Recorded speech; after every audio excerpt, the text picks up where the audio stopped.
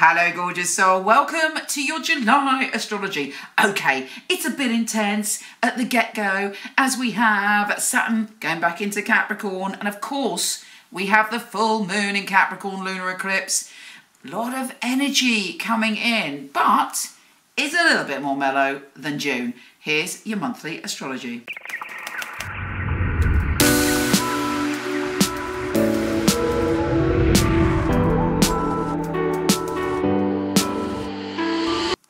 Cancer, you divine, gorgeous and fabulous soul. This month is pretty intense.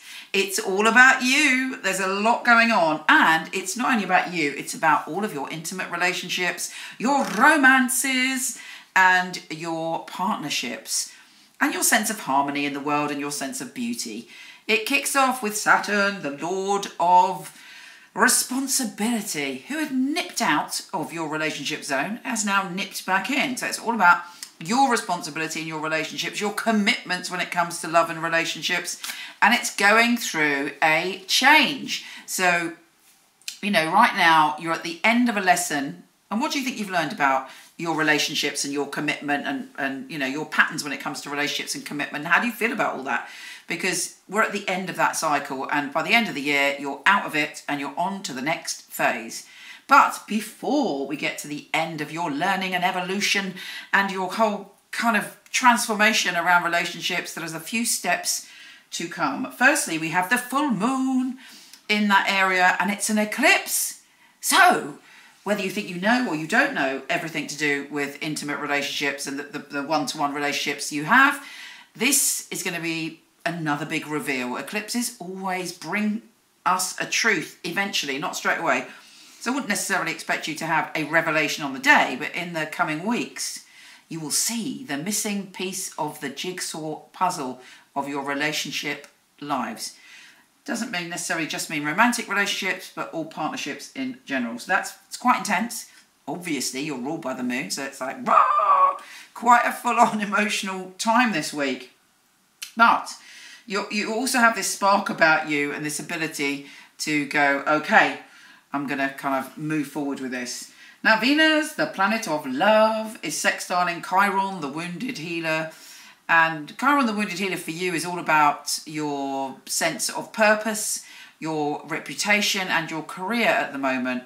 And it's about you finding your boundaries in those areas. If there's ever been a work romance or a connection with someone at work, it doesn't even have to be now, could have been in the past.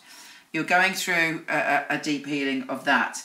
Mercury goes direct on the 12th, hooray, in your sign. So you've got a magic, you've got the gift of the gab, your words are powerful, but it actually totally clears on the 26th. But you know what? Make the most of it. Your words are spells. What spells are you going to cast? Not only with your words, but your thoughts. Powerful stuff.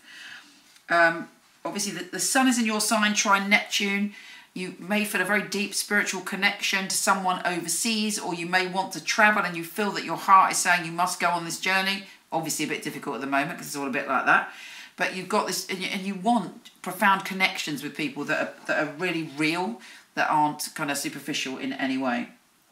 Big news for you is when we have, well, first of all, we have the sun opposing Pluto. So there may be some more upheaval around relationships, some intensity, some passionate intensity, and possibly a shake-up around the 15th. But then we have the new moon in Cancer, which again, it's about endings and beginnings, but it's also your moon. It's the moon of your birthday, and I always believe that new moons in our sign, actually in general, you can ask for something, you can cast out your desires to the universe and ask to manifest something just for you. It's a new beginning. It's your very own astrological new year. It's, you know, you can release a load of baggage that you no longer need, and it's time to go onwards. But, you know, it's who do you want to be in the next phase of your life? What do you want to let go of? How do you want to design the new you, or you? How do you want to express the true you? All of that is coming in. Then the sun leaves your sign on the 22nd, and on the 26th, Mercury leaves retro shadow. And finally, Mercury is opposing Jupiter. All I would say about that actually is you're very enthusiastic about relationships. There's a lot to be said. Don't overpromise anything at the end of the day. Let's see what the tarot have to say. Use this symbolically. There may be some synchronicity here. But let's see if it relates to you. Okay, Cancer, Cancer, Cancer. Advice for the month of July.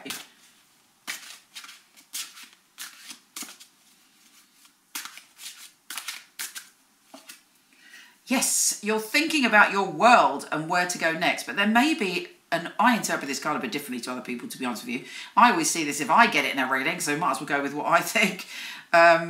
Or tune into what you think, whatever you think. But basically, this is about somebody making you an offer, or you seeing an offer, you're seeing an opportunity, but you think, oh, that's a bit of a small world. You know, is that enough? But usually it ends up being something fabulous that initially you don't realise is going to have incredible potential. Yeah, there's abundance coming in. You've got the money card, generosity of spirit. You're being generous with other people are being generous with you. Balance, you're getting, and do you know what? This is so the energy I was talking to about relationships, you know, that the other energy is all about getting your balance. And when you get your balance, you know, when you look, is there anything in your life that you're overdoing or that you need to bring into alignment? Well, temperance is offered for you in July. You might be arguing with yourself, or you might even be having a play fight with someone. Have you got into a habit of bickering with someone or arguing for the sake of it? If so, knock that on the head. Because there is great passion, love and potential. You're getting your passion for life. There may be a resurgence of love or a new lover coming in. And it's going to be intense, and it could lead you down a new road. You're awakening, you're seeing the path forward, which is great news. And that's maybe your new beginning from the new moon. There may be a contract or a situation that involves justice. Of course, these are my major arcana cards. And that's 3 in a row. So there's some very big news connected to relationships, a change in your future, and you finding your balance and your power in that. Look at this. This is 4. Now you're the High Priestess. You have all the wisdom and knowledge. Your psychicness, your power is completely fully charged. There is something deeply significant, which does not surprise me, coming to you this month. And you must use your intuition. And the final card, I'm going to leave it there. I could be here all day. You've got such powerful cards, but you've got the Ace of Pentacles. So use your intuition. Find your balance. Use that passion that's coming through you. And, you know, work out what it is that you want from all your partnerships. Anyway, I send you so much love. I've just, Cameo asked me if I wanted to do Cameo. So if you want a message from me, go and visit Cameo. But most importantly, do come and see me on Instagram at Michele Knight. I would love to see you there. Michele with 1 L. Lots of love, darling.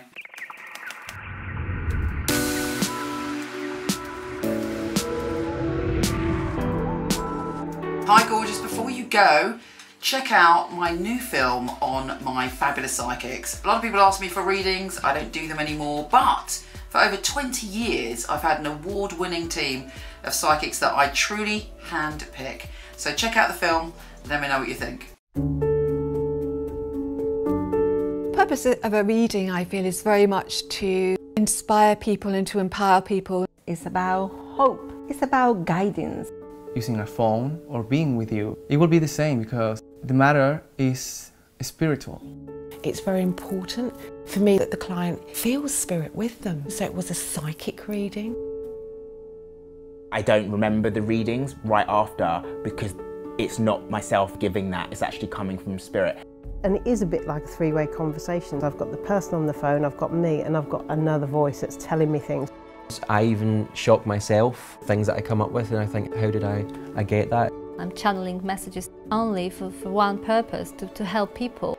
It's been able to help somebody have a map back to where they've got lost from. My priority is to connect to your truth and have the best life that you can have. I think in my readings people feel a sense of a safe space where they can really be themselves, let go. You need a feeling of being understood because reading should be empowering. I will make sure when the reading is finished that you're happy with everything. I couldn't do anything else. It's part of who I am. It's what I came here for, obviously. And when they come back and tell you they've got their dream job or the love of their life, that really makes me feel like I'm valued. I love to hear a sigh of relief a lot of weight has been lifted off their shoulders. We have the answers that we are looking for within ourselves. I know I have the tools to help you. Everything begins and ends with you.